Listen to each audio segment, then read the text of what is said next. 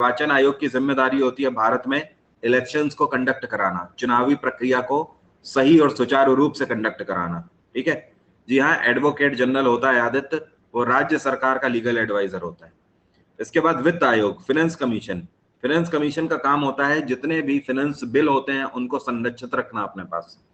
National commission for SC इसलिए बना है कि पूरे देश भर में जो शेड्यूल कास्ट हैं उनके हितों का संरक्षण रखना इनका काम है। भारत सरकार की जितनी भी स्कीमें हैं उनका फायदा एससी तक पहुंचना चाहिए। नेशनल कमीशन फॉर एसटी का भी सेम काम है, लेकिन इनका काम शेड्यूल ट्राइब्स के लिए है कि उनके पास सारे फायदे पहुंचने चाहिए।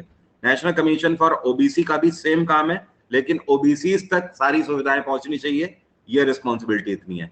और national commission for linguistic minority एक ऐसा विभाग है, एक ऐसा संवैधानिक निकाय है जिसकी रिस्पॉन्सिबिलिटी ये है कि भारत में ऐसे लोग जिनकी लैंग्वेज नॉर्मली आप नहीं समझ पाते हो, जिनकी भाषा बिल्कुल ही नॉर्मल लोगों से अलग है, ठीक है, जनजातियां ही होती है, जैसे कि अंडमान में पाई जाने वाली जो सैंथलीज ट्राइब है, ठीक है, तो वो जो सैंथलीज ट्राइब है उसकी आप नहीं समझ सकते भाषा, तो उनकी जब भाषा नहीं समझ सकते, लेकिन सरकार के अंतर्गत तो वो भी आते ना, देश का तो वो भी हिस्सा है, तो उन तक भी सारी फैसिलिटी पहुंचनी चाहिए। इस वजह से national commission for linguistic minority बनाया गया है।